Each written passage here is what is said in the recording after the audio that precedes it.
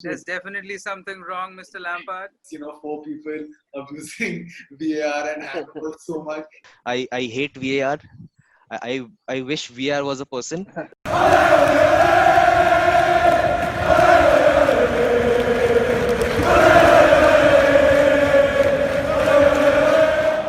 Hey boys, what's up? And What's I up? haven't seen my loyalty yet. Up, man. I'm pretty close to. So tough game week for all of us. I think all of us are. It's not just because of this podcast. But I think all of us are just questioning English football and the clubs that we are supporting. Like what the fuck happened this game week? Like it was so fucked up that I think I got the second highest points in our FPL group in this game week. I actually beat a lot of people in head to head. So like it's actually it's really weird game week. Horrible. In my opinion, it's a horrible week for football. Lot of penalties, lot of penalties. Lot of energy. Yeah, and a lot of like referee decisions that should be criticized, and I believe will be pointing that out throughout the podcast. And most importantly, like let's just say this was not really a game week where any fan could say, "Oh, we saw that coming." I think all of our predictions were wrong. We predicted Man City will beat Leicester 4-1. They thrashed us 5-2. We predicted. I predicted Arsenal. No, I think Arsenal and Liverpool we were correct. We all said 3-1. I don't No, think. no, no. I said I hope Arsenal they win. Yeah, like we both hoped, but then we knew how is this First, gonna end? no, no. I guess. First 20 minutes, I was like, yes. Yeah, I think Arsenal can do it. I didn't watch Nah, there was a lead for 2 minutes. I think Andrew and I were watching the match. So like at that point of time, I just asked him and he said Lacazette has scored. I'm like, did Aubameyang assist? He's like, no. Then I'm like, I don't care. Like that's my only loyalty. So yeah, pretty I much think the best game of this week was West Ham versus Wolves. West Ham. Oh Yeah, my The god. most unpredictable game. Most unpredictable. I Very think true. we skipped that game. You were like West Ham Wolves, no one cared, and they just pulled No off. one cares. No, no. I was watching it while playing Among Us. I was watching it. No, That's why I fucked up so bad. and Spurs and Newcastle also very depressing game, very controversial decision. Sheffield Leeds also not like depressing or controversial as such. Both the teams they kind of we all predicted that Leeds would win. So yeah. Anyway, instead of going haphazardly, let's just get straight into it. The first game of the week was I think West. I don't know. I don't care. 26 September. Brighton versus Man United. Brighton versus Yeah. United. Brighton lost 2-3, and I do not think they deserve that loss. In my opinion, they were the better. That last minute full time. After that, there was a penalty. I think What? I want to talk about 3 minutes after the full time. exactly 3 minutes after full time, and most importantly, when you have got I'm really hating the new rules that have been added. It's like even if when it's offside, the referees asked to the sideline referees they asked to give the players some time before they raise the flag. So I think it spoils the momentum of the game even if it's like by 0.1%, Right. and not that's a lot in football. has just wasted energy. Like, what if the player is like clearly Yeah, true. everybody knows? You can't just wait for it to go inside the goal, right? And then like that's what happened. The the Leicester attack in the first 20 minutes, they were getting caught offside so many times. Our players were already exhausted. It was like defending against a team that was not playing by the rules, which kind of what Leicester did. They just didn't play by the normal football rules, and that's how they they fucked us up. So yeah. Anyway, let's move on. Brighton versus United. What did you guys think? I'll go with the guy in the United jersey first. Are you repping for Man United tonight? I think that's No, a he's representing Man representing United? Gang Talk. Yeah, yeah. You bought that from Gangtok, I remember. okay. This Shubham, what do you t-shirt have to comes with a vibe. Yeah. Moving on to the game. What a game to kickstart the game week, man.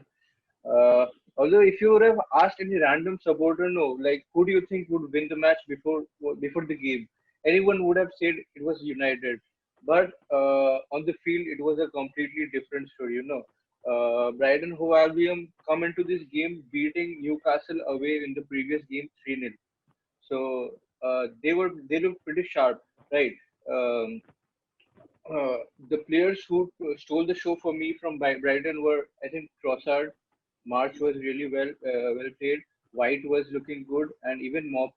And Are we I forgetting? forgot to mention what? Are we forgetting Lamptey? Yeah, I was just No, no, no. ex-Chelsea I player. think I he's was one of. just gonna. No, no, that is fine. But I think he was one of the biggest fuck ups in the game. He played What? well, but Cleared, like no, no. cleared the I'll tell first you. He made a penalty. few very silly mistakes. There were a few. Yeah, that's there. But then I'm talking about defensive wise.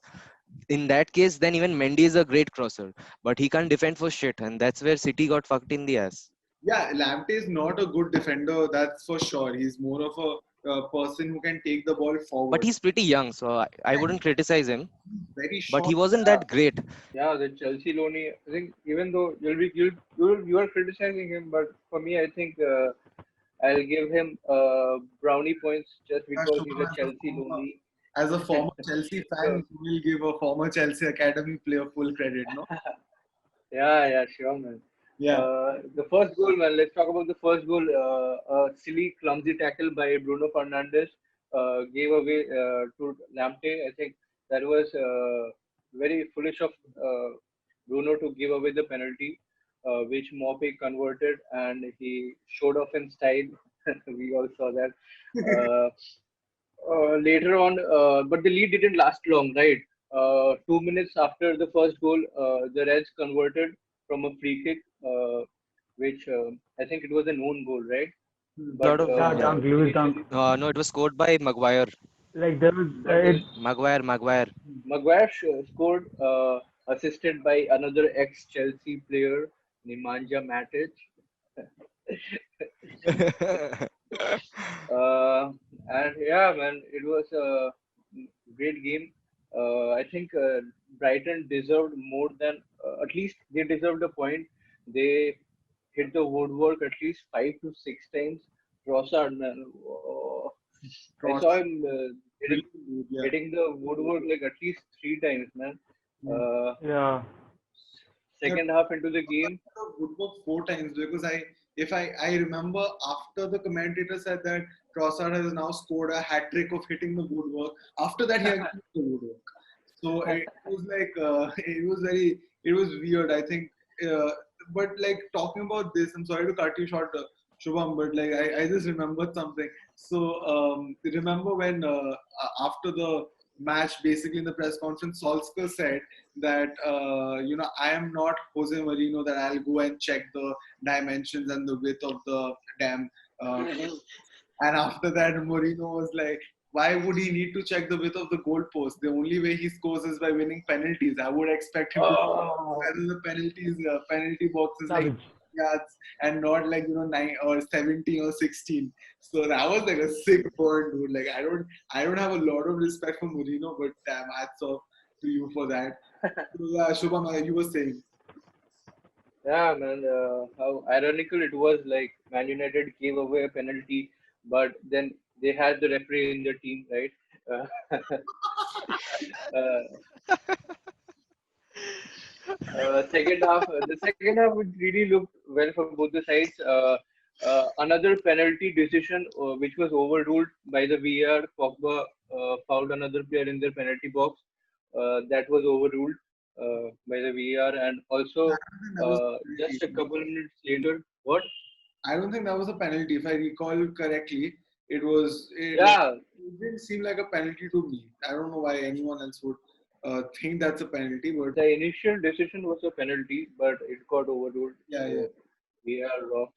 Few That's it. minutes later, even Mason Greenwood, If you Mason would have said Greenwood, this in front of me, VAR rocks. বলাটা না কেটে দিতাম. Dude, and also the title of this video is actually going to be Game Week 3. VAR fucking sucks. So yeah, continuing about VAR, Shubham. yeah, Mason Greenwood scored a goal with a brilliant assist by Rashford, but it got again overturned by the VAR because it Yeah. was an offside. Few minutes later, again Rashford got a chance by a brilliant counter attack. Pogba, like, hats off, what a delivery, man, what a through ball, and Rashford alone dribbled past 2-3 players, which was, I think, a really nice chance for Rashford, but he ended up hitting up a defender, and that ball got deflected just to see Yeah. it go into the corner. Like, what player, man? You Yeah, dribble past 2-3 players and you still end up hitting the defender. yeah. Okay, Andrew, do you have anything to contribute about to like for the Brighton United game? Yeah, like Shubham was saying, everyone started watching the game, thinking that it's very easy win for Man United. Yeah, But if you watch the game, I think Brighton dominated most of the game in every aspect. yeah, Whether it was the passing, whether it was taking chances in front of the goal. I think they were unlucky, and like Shubham was saying, at least even if it was 1 point, they deserved something because they worked really hard. And mm, like I was talking about Lamptey, I think he's really young. He defends really well. He goes up front. Now the problem is he's young, so he needs to learn a lot. And we've seen teams playing five defenders are usually not that impressive while attacking. But I think that's where Brighton, they proved a point. They've played five defenders, but they were pretty good while they were attacking. They were stable. I somewhere they did go wrong. Like the penalty, I think it was unjust. I hate VAR. I wish VR was a person. So, that's all. I think the penalty was unjust. I wouldn't exactly. Yeah. We are over here. The fact that the referee went on after Yeah. after like 90 plus 5, even if like after 90 plus 6, he should have stopped because it was in 90 plus 7 that they won a corner. And like after that Uh, also going on is not fair. Like that's not how it works. like, Brighton should VAR have the authority to overrule an ended game? exactly, and That's the question. exactly, and this entire concept of like, okay, now we have input VAR, we have goal line technology. Like this whole concept of referee's decision is the final and last decision. That sounds very. It's not in tangent with this whole the way the whole game has been revolutionized. I think I like from next season or like hopefully from this season itself, the FA like maybe hopefully the referees will be allowed to review some decision or something after like maybe an hour or two until after the match is over. Like that should be the time limit. But I don't think that's going to happen. That will just fuck up the game, in my opinion. So yeah. Anyway, moving on. Uh, yeah, this was a pretty controversial decision, but actually, where I feel VAR should be faulted is the consistency of decisions. You guys saw the Everton versus Newcastle game, Everton versus Crystal Palace game. Crystal Palace. No, I didn't watch it. Before that, okay, so I don't know. Man, I saw the game. Everton What? No clue. the penalty in the 40th minute. So after that, I remember there was this one incident where a Crystal Palace player took a shot from outside the box, and there was, I think it was Calvert-Lewin who had fallen back and started defending, or I'm not sure who, but there was another Everton defender who was literally 1 yard, like he was pretty far out. Okay, like he was quite, and basically that hit his hand, and his hand was like connected to his body. But when the shot is from that distance, you have time to put your hands behind or put them in position. Now this guy didn't do that, right? But when it came to the Richarlison's penalty, the Crystal Palace player, he was like he had no time to do anything. His hand wasn't exactly in touch with his body, but it hit it, and like it was just like the penalty decisions aren't consistent with one another. So like what do you guys think? What's the whole problem with this VAR with regards to like handball decisions? I think there has been a change in the handball division, right? Uh, It's Recently, intentional or unintentional, IFBA, it's a penalty. and also there was something about that after multiple passes within the team, if the ball strikes a hand, it's not a penalty. There was something like this, no? Did you guys I don't see know. that? I don't think I just read the one part is the shirt sleeve is the decision whether a ball is a handball or not. Now I don't know which sleeve they are talking about. Are they saying this? because This one or this one? this is a handball, in my opinion. Or are they talking about this? No, see. If your arm is stuck to your hand, see, Yeah, in most cases, your hand is usually like this while you're defending. Your hand can go like this. Now, if yeah, it hits this part, it's not a handball because it's stuck to your body. But if it hits this part, it's a handball because it's not touching your body. So exactly. it's really complicated. I think where VR is going wrong is because the people, like the referees who are sitting on that side, who are the VR, like who are the virtual assistant referees, who are assisting, like blah, whatever, whoever are there on the other side, they don't have these proper rules that they are supposed to follow. Like, that's why you'll see these Exactly. decision Very makings are so like it varies from this match. Like, a slight push in this game will be a foul, like it will be a penalty if it's in the D box. But just the next game, if you see a similar incident, because it's someone else who is sitting on that side, it'll be something else.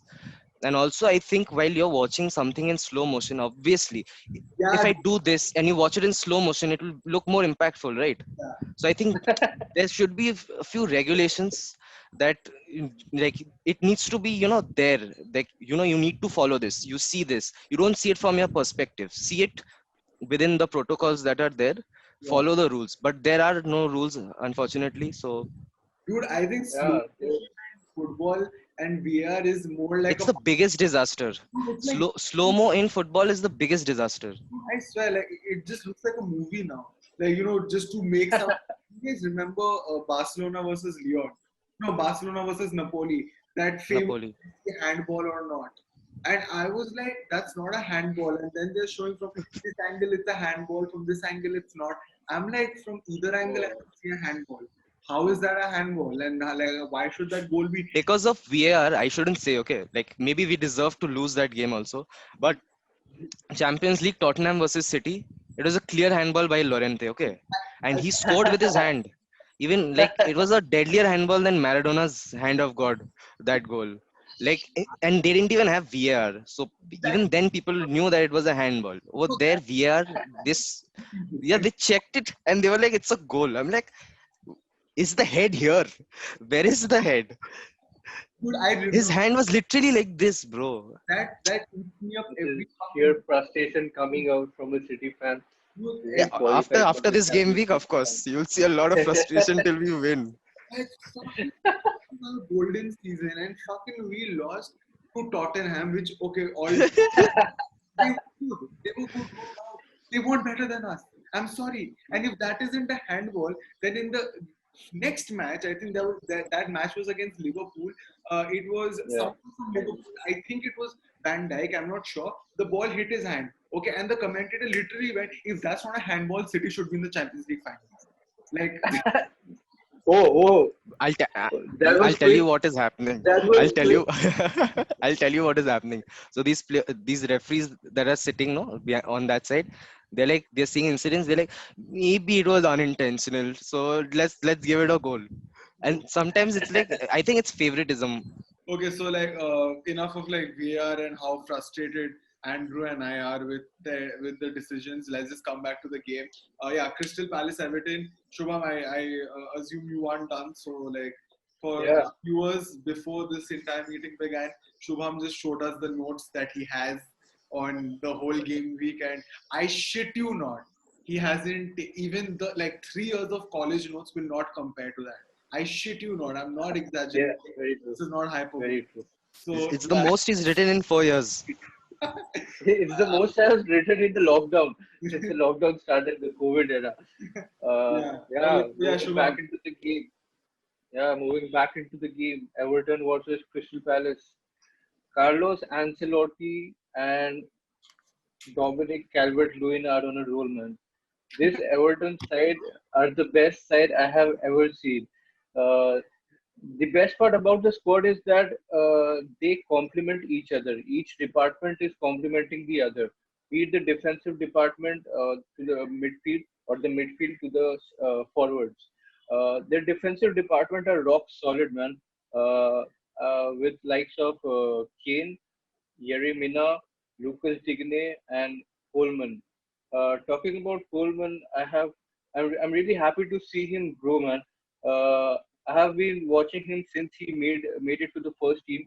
there had been ups and downs, but he made it so far, and which can clearly be seen the way he assisted to the first goal, which was converted by our favorite number 9, Dominic Calvert-Lewin. And by the way, who is the top scorer in the league? Joint top scorer actually with Jimmy Vardy, 5 goals in 3 games. Dominic hasn't failed to score in all of the 3 games, man. Yeah, uh, moving back into the game, Crystal Palace did equalize from a set piece, but they never looked threatening enough. If you look in the perspective of Everton, uh, I think whatsoever the defending mistake Crystal Palace had, which won Everton a penalty, which was also converted by Richarlison. Whoever had Richarlison, there was good points in I FPL. think Andrew had Richarlison, but he kicked him out. He Uh, substituted so anyway, long story short, Everton are not the spot they used to be. Everton are not the spot they used to be. They are very confident with the ball.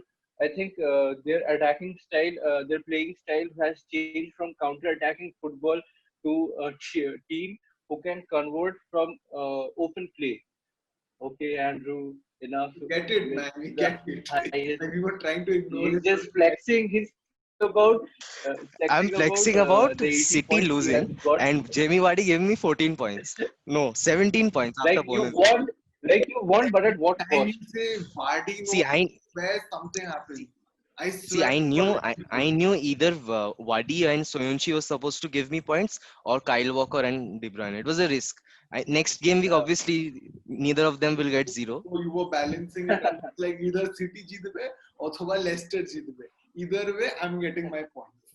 That's I'm the getting my points. I had, but I didn't make Vardy captain. So I regret that. Anyway, moving on to Same, Bunny, bro. someone who's like Bunny's not got a lot to talk about this entire period. So yeah, Bunny, what do you think, bro? What's this whole situation like? Like this Crystal Palace Everton game, and like with reference to that, the rest of the game week. Dude, I'm saying like um, Alex Subobi probably looks at Arsenal the same way Serge Gnabry looks at Arsenal. It's like, uh, but anyway, not making everything about Arsenal. This game, Everton look more comfortable and polished as a team, as a whole unit. I saw Richarlison, Calvert-Lewin, and James Rodriguez kind of,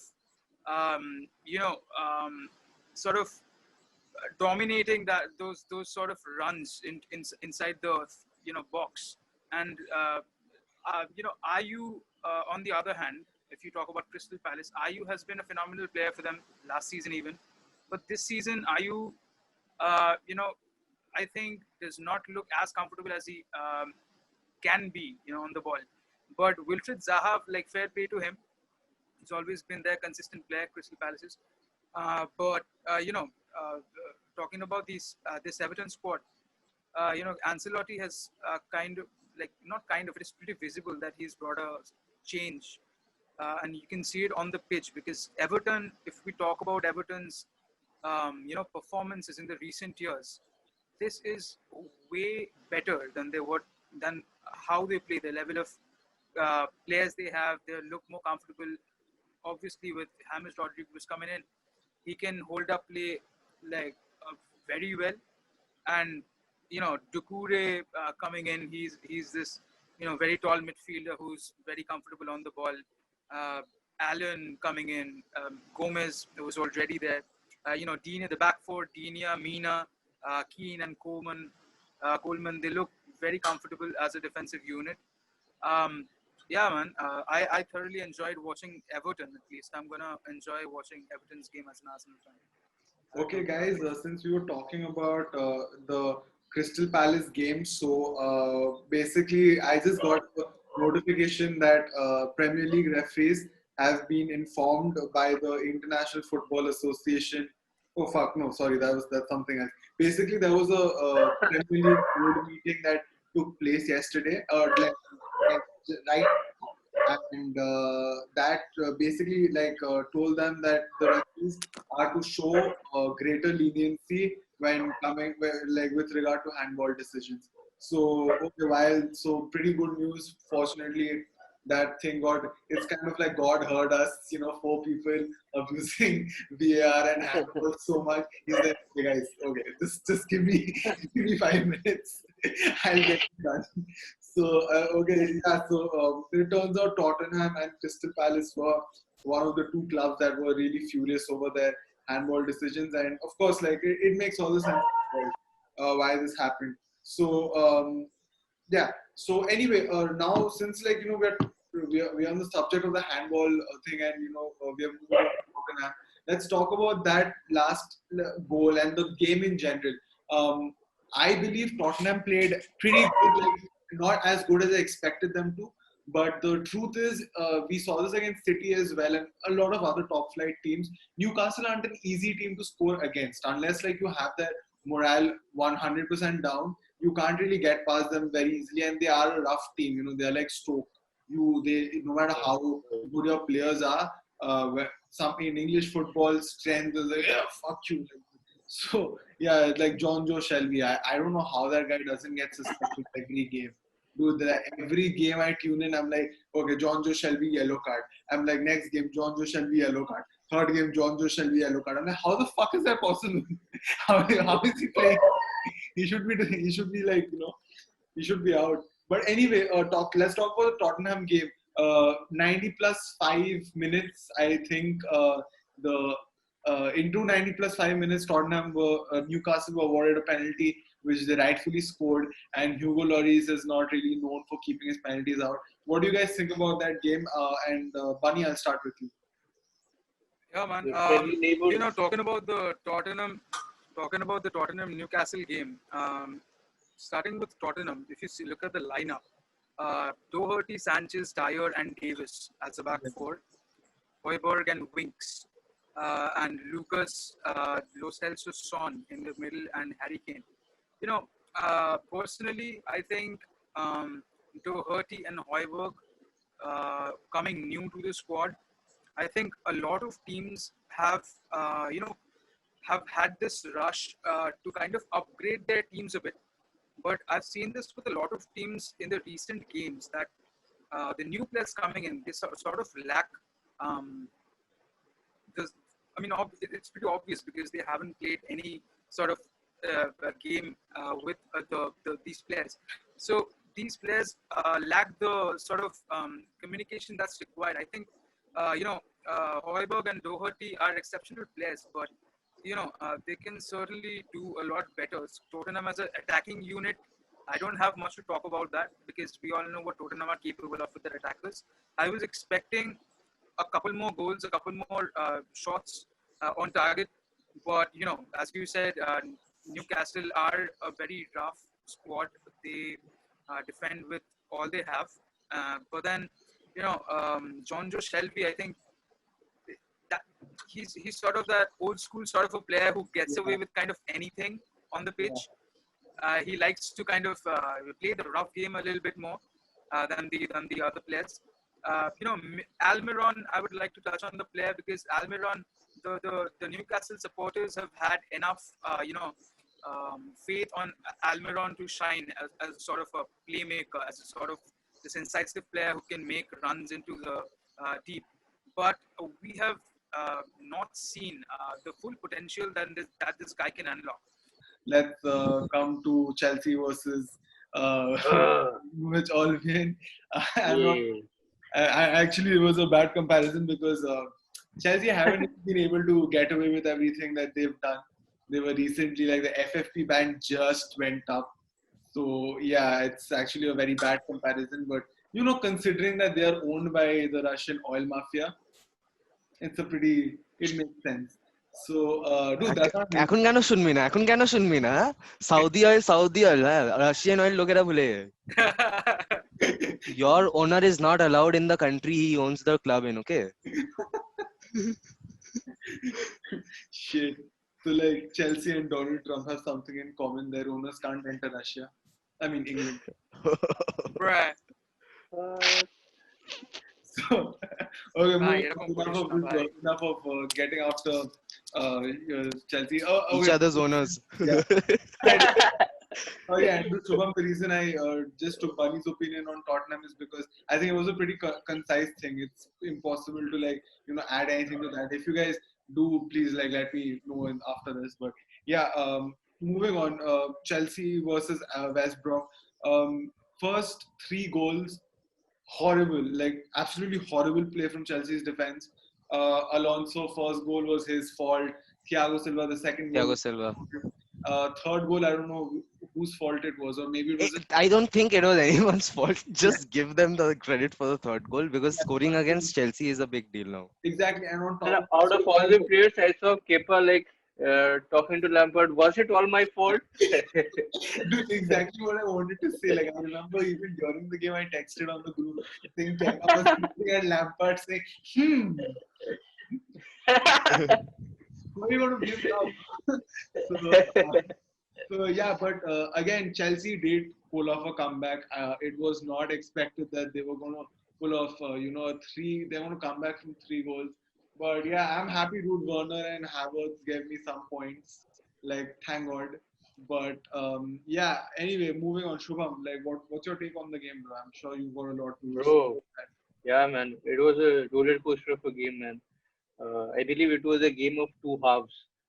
Yeah, Both the teams had, both the teams were given a half to perform. Just show me what you've got. Like the other team, next half, and show me what you've got. It was very disappointing to see Chelsea's defender break down in shambles. Our defense looked really rusty in the first half. It felt like the players were playing the players were playing together for the first time. Uh, Thiago Silva made his debut and was also offered the captain's armband, and he pulled off a Gerrard. Dude, I remember this meme. The minute that goal happened, I think it was on puberty or it was on a stray offside. Someone commented saying, someone posted a meme saying, so this is what the Premier League is like when you're accustomed to people when you're accustomed to French bakers who had just put a croissant in and are playing while it cooks. So it was freaking it caught me. I don't know. It wasn't that funny, but I don't know. For some reason, it cracked me up. So yeah. Anyway, moving on. You were Thiago Silva. What about Yeah, Thiago Silva, he pulled off a Gerrard, gave away a very cheap goal. And talking about the cheap goal, we should talk about Marcus Alonso. What a cheap player, man. I swear, if Chelsea lets this guy play again, I think No, they Lampard shouldn't. won't. Yeah, He's got enough chances, man. yeah. I read it on an article by the Athletic. Oh Marcus yeah. Alonso, after the game, he didn't show up in the stands where he was supposed to sit along with the other substitute or other players who were benched. He He went to the went on to go sit into the team bus Yeah. so he can just scroll down or watch the game in the team bus, and Lampard was all shambolic on him. He just made him the scapegoat like the previous time Kepa was made. Now it was Marcus Alonso, and Yeah, I think according to sources, I don't think he's ever going to play again. I would not be surprised if Lampard is just a man wearing a mask and that's angry rant man in India. Oh my god. He's a lot like that. Maybe Lampard is retired and he's chilling in Cuba or something. And now Angry Rantman has come in, put on a Lampard get up. Not the wildest conspiracy theory out there. But yeah, moving on. Yeah, man. Shubham, you have anything else or should I? Yeah. I have a lot to say. Yeah, man. The players haven't seen Lampard so angry Yeah. in forever. Like they haven't seen in the 2 season span. They haven't seen him so angry because mistakes were made from our side, and West Brom capitalized on it. We were 3-0 down by the 27th minute. Uh, the only positive, the thing that I saw was that the halftime changes which Lampard made He brought in Too good. Azpilicueta, Hmm. yeah, and Callum Hudson-Odoi, and Giroud, we had a lineup of Werner playing, Havertz playing, Mount. Uh, Kovacic. then there was no Kovacic was substituted instead of Hudson. Ah, Mount, that was the Havertz, second half. all in the playing 11. So it would have been surprised if Chelsea didn't score, but we did took the second half to our style, and the team started looking very convincing. We started playing one-touch football, and as we could see all the goals, Mason Mount scored a screamer, and it really felt good to see the academy players outshine the new signings, which is both a positive side and a negative. I don't know. Should I be happy about it, or like should I? I don't know, man. I honestly We believe, brag about Phil Foden more than any player after KDB. yeah. So I think it's a big thing if a Yeah, academy even player is I think, performing. Gordon brags about it. मैं करके आया आज. dude, what is really missing in English football, and this is exclusively English football at this point of time, is academy players. We have the best of the best players in the world at the same platform, and at the end of the day, the difference makers are the academy players, right? So that's Yeah, that's how you actually. Now Liverpool is obviously a testament that that's not true. But if you look at it from the entire European scenario, that's what happens.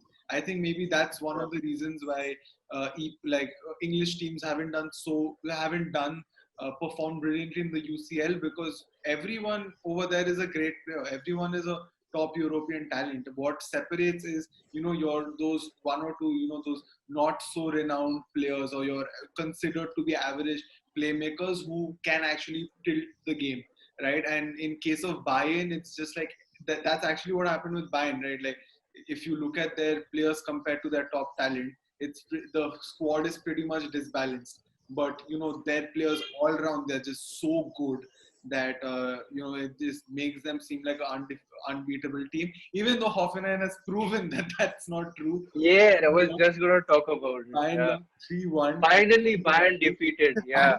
It's good And to see Bayern lose Finally, sometimes. yeah, man, and it's it's not like like their main squad didn't play. As it is, they play in such a shit league. Yeah, them whole squad played and they lost. It's one of those rare occasions. Last season also, Bayern lost two games. I forgot against whom. It's not simple to like keep all this data stored in your head, man. Like for all those pointing out, I forget. It's there. You we are remember it all after the mortals. podcast or something. Exactly. Yeah. So anyway, moving on. We've spoken a lot about Chelsea.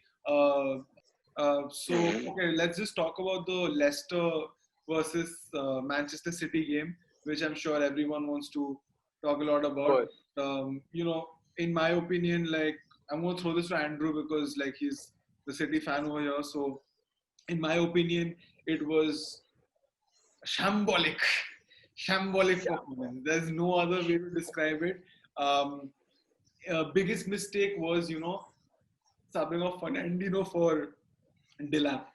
Didn't I deserve. was Okay, don't cry. furious. I was I saying was the minute I furious. saw it, I was like, oh my god, this is not going to turn out well for us. You're struggling in a game and you sub off the most experienced player in the squad and you bring in the most new, like he's played only one game for the senior team. Exactly, and the sad side is like even if I take away the age factor, look at the people behind Fernandinho. Ake has played just one game for City, has never played with Garcia. Garcia fresh out of injury, not performing very well, just doing decent enough.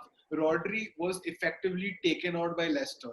Like he barely got the ball. So like in my opinion, Pep should have just switched to a 3-5-2 the minute he saw that his game plan's not working. Second half he should have been like, okay, for now you're going to drop back, you're going to play with Ake, and you're going to play with Ake is going to be on the left side helping Mendy, and Garcia is going to be on the right side helping this Kyle, and Forna is going to be in the middle. You're going to coordinate the whole defense, you're going to lead it, and Rodri has to keep dropping back so that they can't score more goals. From there we can pull the game forward, and I don't see the point of keeping Mahrez and Foden and like not taking them off and taking off Fernandinho instead, because it's not like they were doing anything magical. Mahrez scored one goal, that's it. That's literally what he did. Scored one goal. I didn't see him get much of the ball after that. So at that point of time, you need Delap to come in place of say Foden. Then De Bruyne has a lot of area to play with. Sterling can go wide. He can start falling back. And another thing that Pep could have done was substituted Zinchenko for Mendy. Because see, when you're playing a 3-5-2, that time the wing backs are essentially midfielders who are doing a lot of back and forth running, right? So Zinchenko as an inverted left back, if he is played in that as an inverted left back slash midfielder, if he plays instead of Mendy in a 3-5-2, it's tactical genius. Like there's nothing you can do after, like there's nothing left after that. You can just go forward with the game.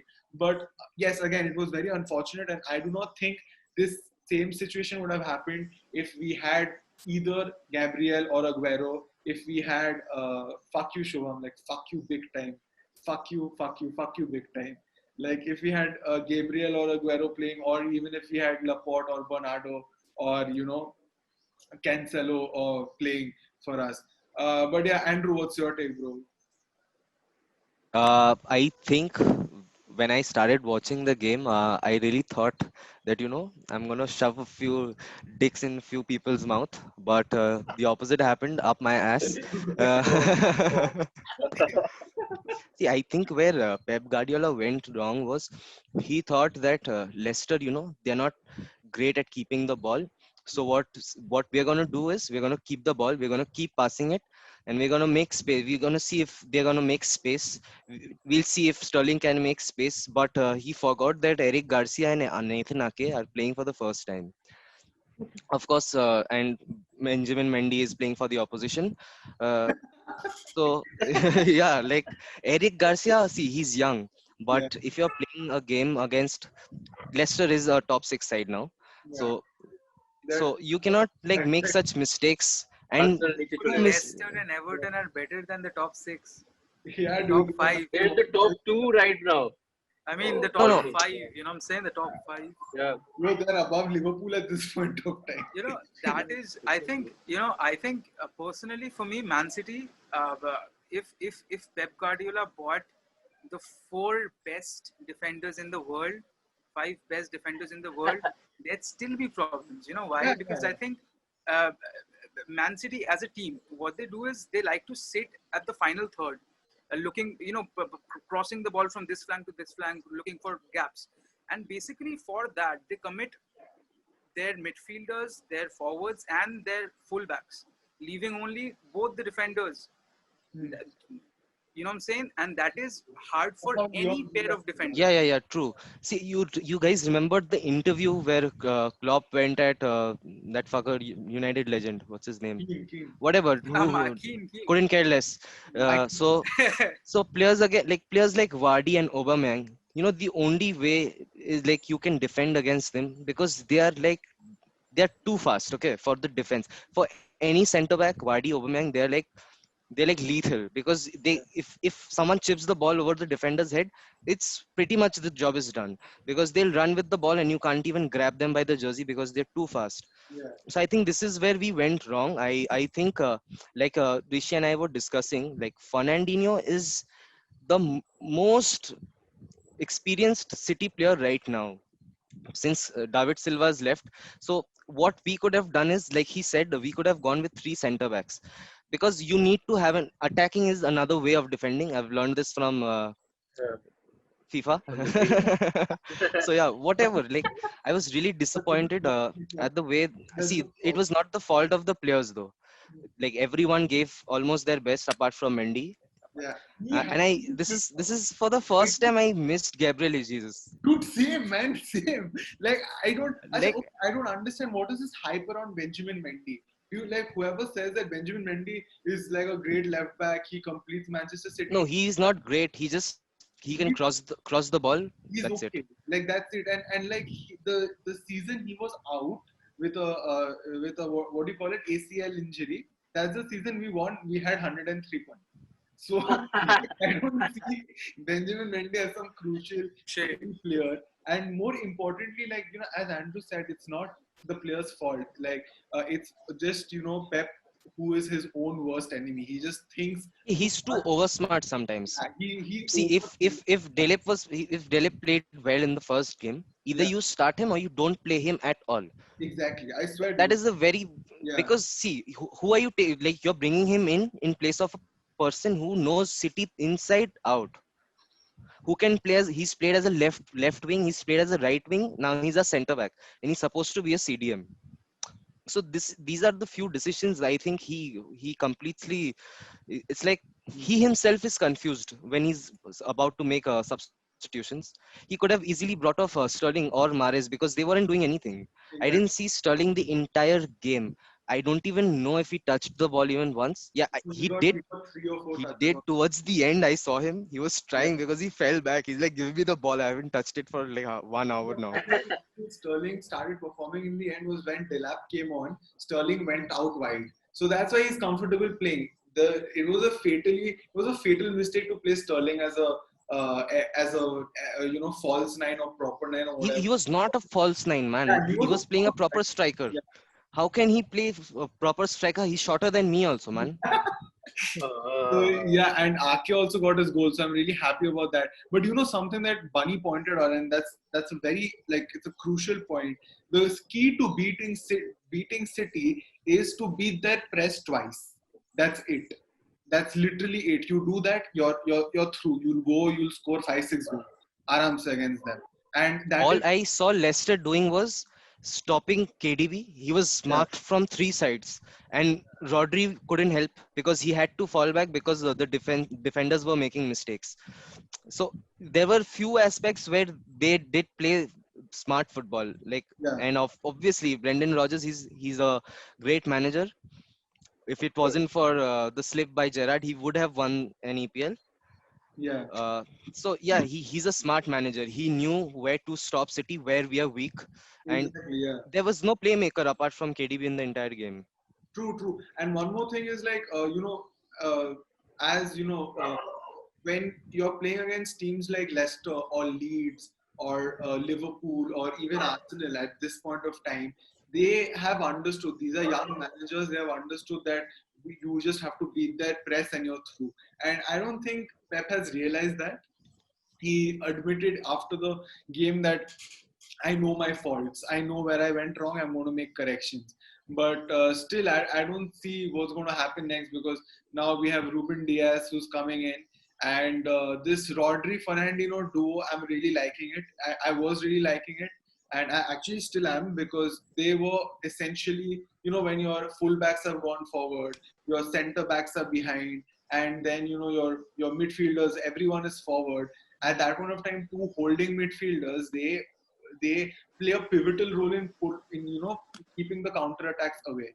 So I think as I said, the minute we lost the game was when we took Fernandinho out. So yeah, Yeah. yeah, It slipped out of our hands yeah, that because there was was no way you could stop Leicester with just proper game sense and not experience because it was a bunch of young people playing. yeah. Like the whole squad, I think, was below 30, and it's a good thing. But come on, you can't. We saw what happened to Brazil in the World Cup, playing a young squad. Yeah, that was. I'm wearing yellow and that's hot. That burns my skin. Can we like just stop speaking about that game? My like butt is hurting. Yeah, but this last point that I would like to contribute, Pep's substitution of Fernandinho was hot-headed. That was completely on impulse because I remember the commentators were saying that Pep just lay into Fernandinho in the first half break. Like in the halftime whistle blew, Pep just went at Fernandinho, and I understand why because he felt that the counter attack, the Leicester goal could have been prevented if Fernandinho was in position. He was taken out of position, they scored. So I understand that, but still it doesn't. It's not a smart decision for Pep to substitute Fernandinho. I'm really pissed off about that. Yeah, man. Very Talking funny. about the Liverpool Arsenal game, I think I don't know where to begin because at the back of my head, as an Arsenal fan, I always knew Liverpool was going to be the toughest game. Um, Probably more so than the Manchester City game or the future Manchester City games right now, because Liverpool have that fluidity about them in the attack, defense, and midfield. Liverpool just when they started creating chances, they didn't stop. Mane looked sharper. Everybody looked sharper. Salah looked sharper because the sort of quality they have around the pitch does not line up the sort of quality we have as a team. And that is why I think, Zaka and El Neni and Holding are not the ones who can hold up play quite as good. And I think, Arsenal, I think the problem with them, I think the worst thing that I saw in the game was repeatedly they tried to play the ball out from the back, and that was not working because Holding isn't a player that possesses supernatural qualities on his feet. He doesn't have that pace or the skills to beat the Liverpool attack. He's fucking with Sadio Mane, and that's not something you do when you're Rob Holding. You don't fuck with Sadio Mane. But then I think that's where we kind of lost it. Uh, the third goal, I think, was a bit too harsh, unnecessary, because Jota, coming from Wolves, I think he's, phenomenal talent again. Doesn't get quite as much as recognition in the Portuguese side as much as he deserves. But I think more and more he starts getting these sort of, um, plays in the EPL. I think it's gonna obviously lift him up in national basis. But Jota had very fast, pacey legs, and he kind of gave the third goal away. And you just can't blame Arsenal. Even as an Arsenal fan, I feel frustrated, but I can't blame Arsenal because Liverpool was just, the better side, and we were the second best at everything. So I think, as an Arsenal fan, I would look for reinforcements in the midfield area. ASAP, we need a tall CDM. I think Zaka and El Neni are not the answers. Yes, Shubham, you want to say something? I just wanted to add that I saw the Liverpool Arsenal game. I really admire Mikel Arteta, man. He has brought a change in Arsenal team, uh, which they lacked since Wenger left. I wouldn't say since Wenger left, since his last few years, uh, when he was on a decline. Mikel Arteta has really brought the team together. They play as a unit now. I think where the lack is the midfield department, as Vernon said. Xhaka and both Elneny or even Torreira, they are not the answers. I couldn't see a link up play between the midfield, and the forwards. There was direct, the long balls, which mostly David Luiz did. I think, yeah, David Luiz was looking for either uh, Alexander Lacazette or Pierre-Emerick Aubameyang. Talking about Aubameyang, I think I couldn't see him in the game. He was missing. Uh, Also, talking No, about the Liverpool, that is the main concern. I think the matches in which Aubameyang fails to shine through Arsenal, yeah, and it's like 90% of the work rate is on Aubameyang, which is not possible for a single player to carry a whole team week in and week out. It's not. no, Somebody else has to take the fall. Sometimes somebody else has to make those incising runs. Aubameyang is not the only player on the pitch. So of even course, when they're trying to play the ball from behind, uh, it's not an easy task to play where the ball from the behind when your defense consists of Rob Holding and David Luiz. But if Mikel Arteta believes that that is one of our skills that we possess, we do differently, we do good. I think David Luiz, in place of David Luiz, I think Gabriel, you bought the guy, and he had the most amount of passes in EPL, and he's done a good job for us for the last couple of games. I think Gabriel could have been the answer instead of David Luiz. But and you know that is what I think players need to take more responsibility in Arsenal as a unit. Lacazette, yeah, I think Lacazette. There's this really interesting fact about Lacazette that I found out, which is you know back when he was in Lyon, he was youth player. When he was like 18 or 19, the managers of Lyon would kind of take him out at the 70th, 78th minute, and that is the same thing that he has been doing uh, during Wagner, Wenger or Emery. He's always like played not played the full game. How many matches have you seen with Lacazette playing the full game? You know, I think around 38 games in total. The number Out of of games the he's played for 100 games he Arsenal. has played. Yeah, so that's So that's something.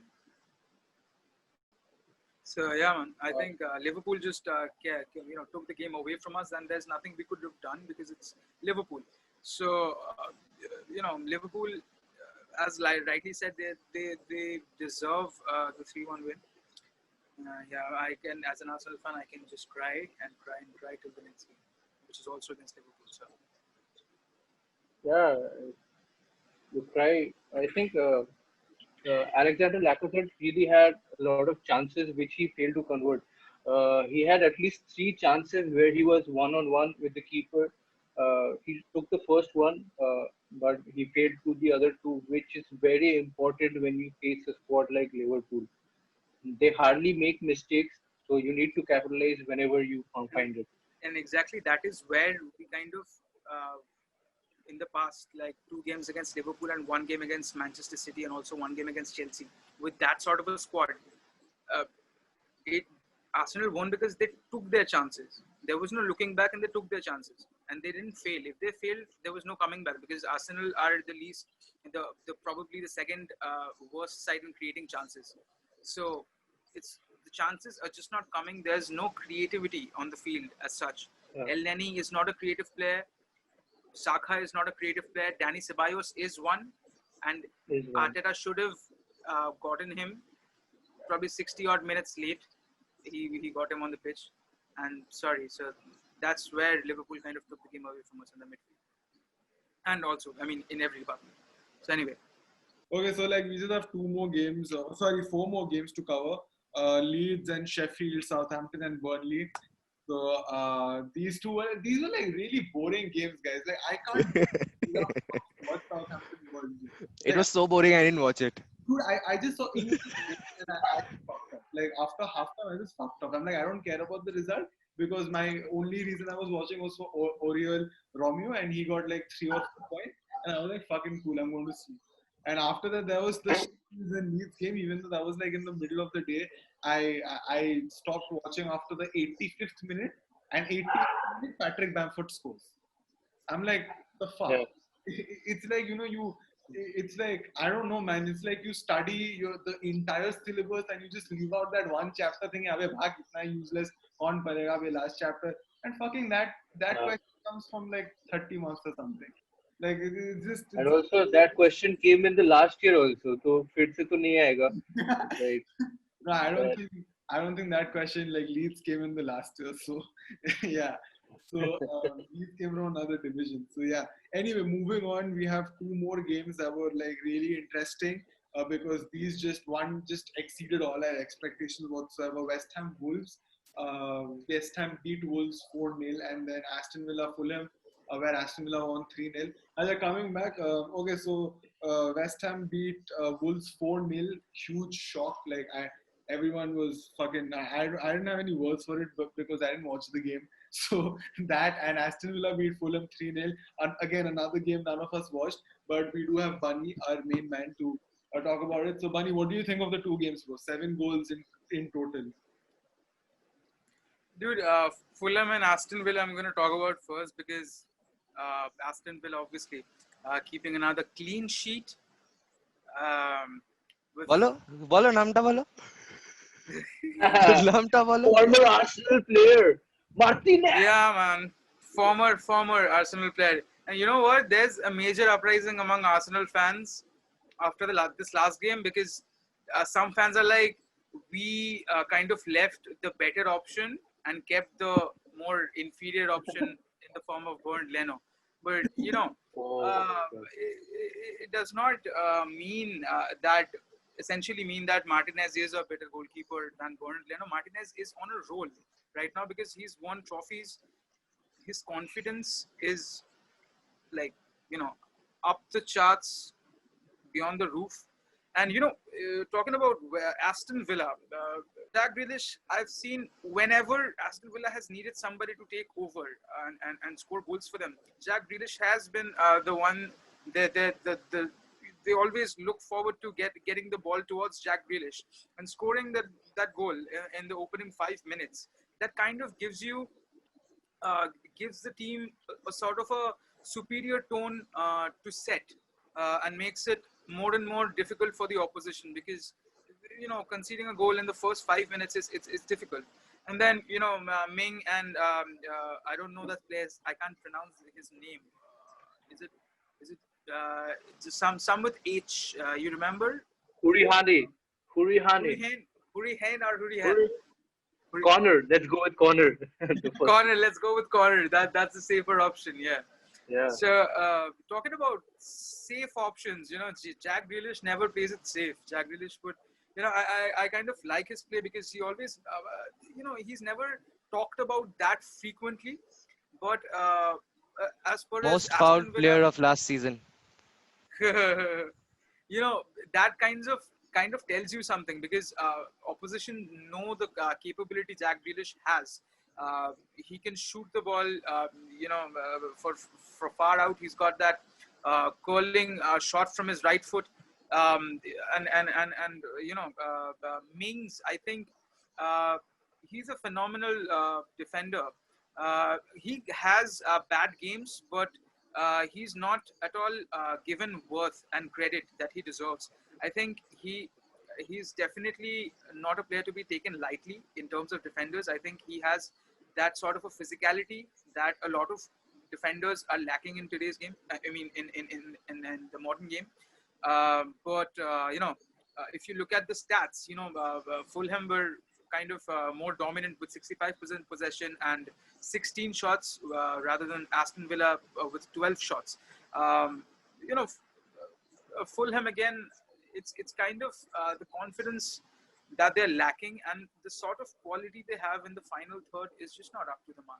I don't think Mitrovic enough can produce the sort of goals and the chances that they're looking for, and I definitely not do not think that they're this guy Billy Reid or Cavallero can hold a play quite as much as their manager would expect them to. Uh, uh, Kearney, I think Kearney is positive from Fulham's game, because I thoroughly enjoy his play. And Positive. I thought, wait, what the fuck? Kearney is COVID positive, and then he's no, like, no, no, no. I mean, Kearney is the only person I enjoy watching because he looks good on the ball. The only player in Fulham, I might say so about. But positive for Ariola. I think came in from PSG, still on loan. 3 goals to concede. Definitely not good for his confidence and morale. I think he needs to work. I think that is the primary reason why he was loaned out of PSG. The potential is obviously there, but then the consistency to provide a shield from the opposition's attack is certainly lacking from Ariola's play. Talking about the West Ham Wolves game, I think West Ham, Jared Bowen, I have repeatedly said he's a player who has tremendous potential. He's got that speed about himself. He makes clever runs, and he scored a brace, I think, during the 17th minute and probably around the 60th minute. So, Bowen and Jimenez going with that own goal, and there was probably this other goal by this Holler, probably that came in the 90th, 93rd minute or 92nd minute he scored. So, when you talk about West Ham, you clearly have to talk about their defensive organization. I think for West Ham, I think there's this what's the defender's name? Ongomba. I don't know.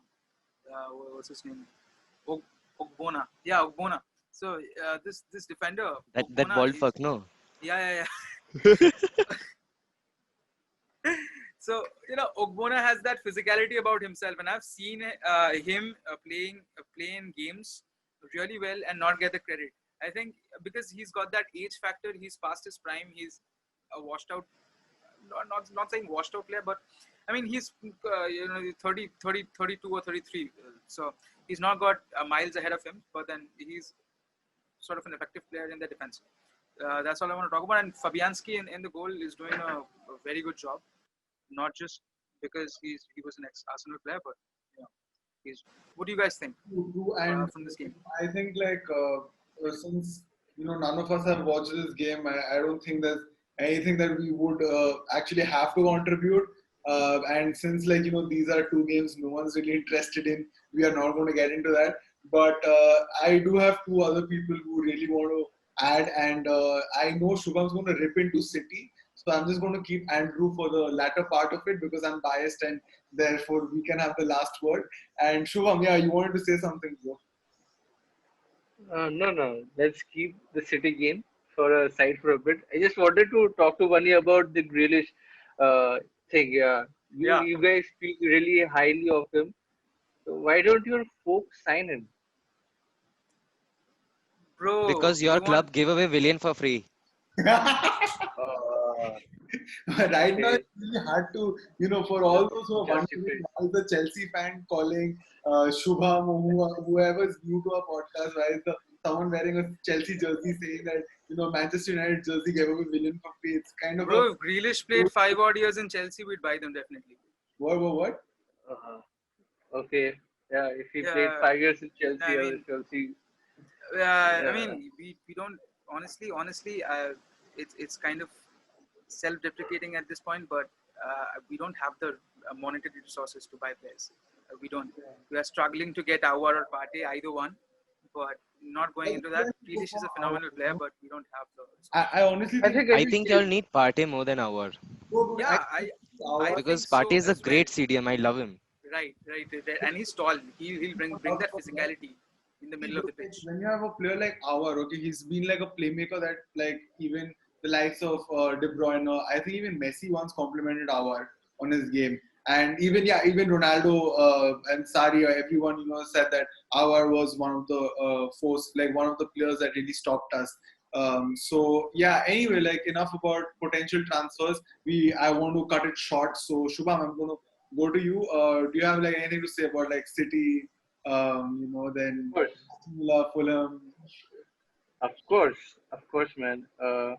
I was stopped to speak anything about City. I felt like the opposition party. Should I leave the podcast? I felt I'm going to like slowly. Dude, why does okay, everyone who wears okay. that jersey want to leave the podcast?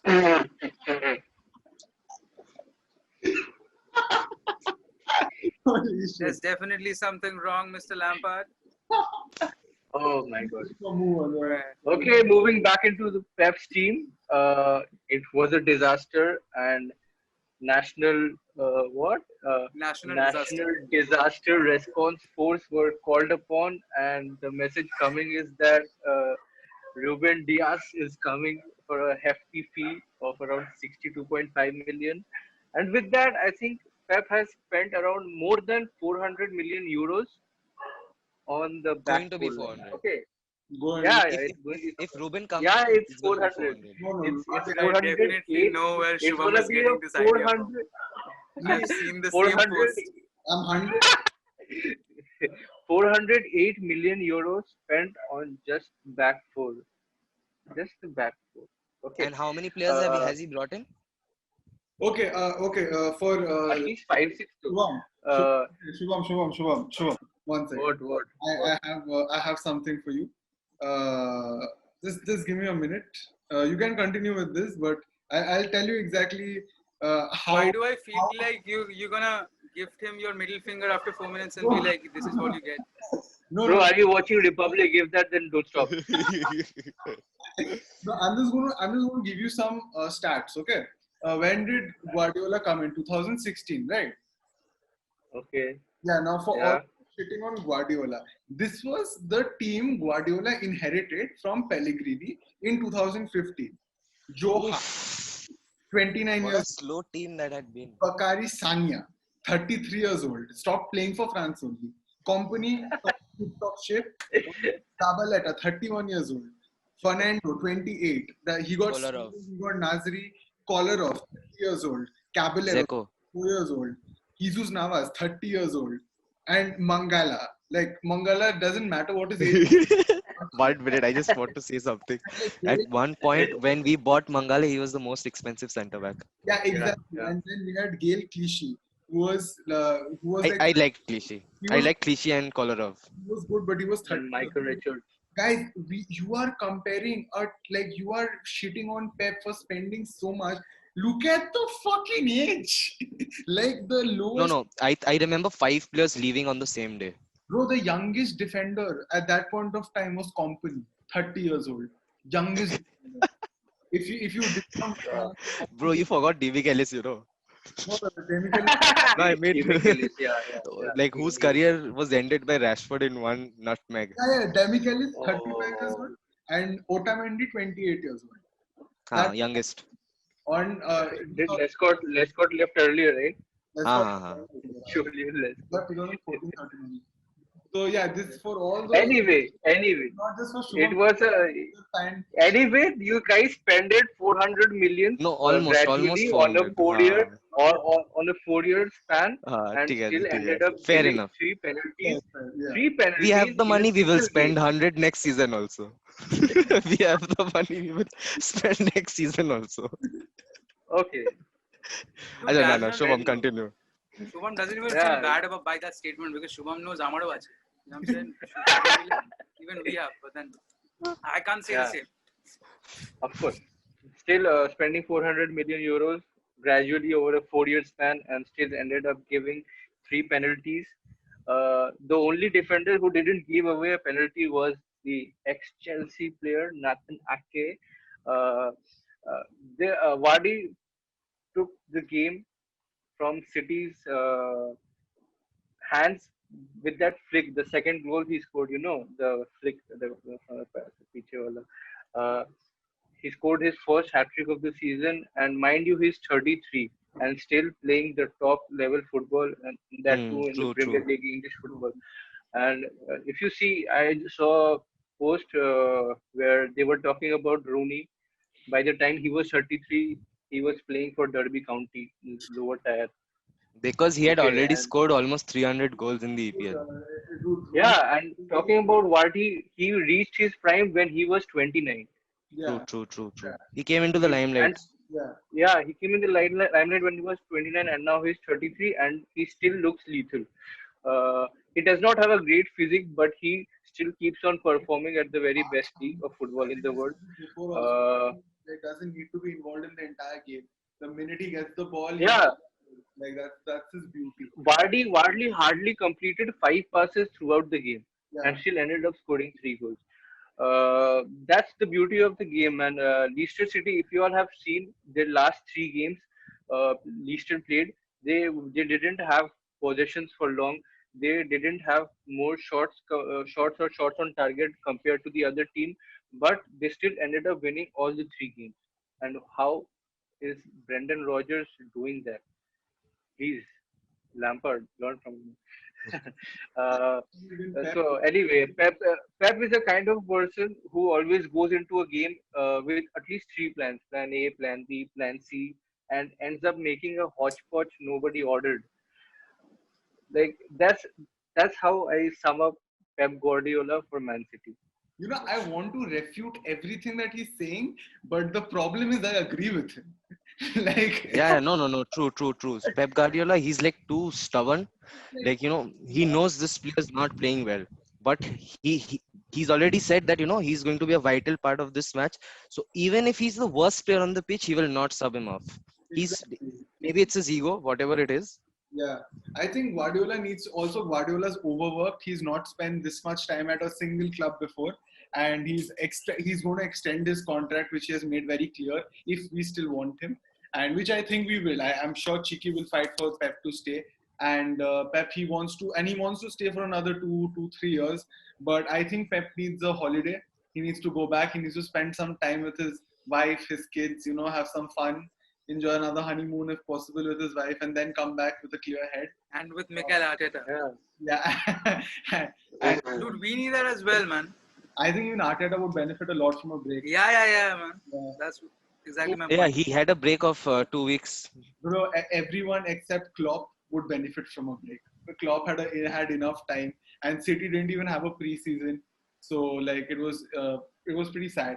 So yeah, been a pretty fuck all week game week, and like I think all of our clubs have a lot to learn from. Anyway, thank you guys. It was great fun. Even though all of us, I'm sure, are internally crying. We are So very sad, guys. we are very All of us. like I don't We know. are so depressed. You We haven't are thinking of doing weed like the podcast, Bollywood mafia do. like What's that? Karan Johar. You don't know? so I'll see you guys very soon. Thank you everyone. Thank you viewers as well for bearing with us. I know it's not easy. I know half of you haven't even reached this part of the podcast. But for those who have, thank you Probably it's just the four of us who's reached it. for listening to us. The fact that you want to listen to our opinions, even though we might not know about it, makes us really happy, and it's an integral part. So thank you everyone, and I'll see you guys again at the end of next game week, and hopefully, let's hope VAR doesn't fuck up. So yeah, that's Yeah. fingers crossed. And okay, I'll see you guys. I'll see you boys very soon. Till then, peace out.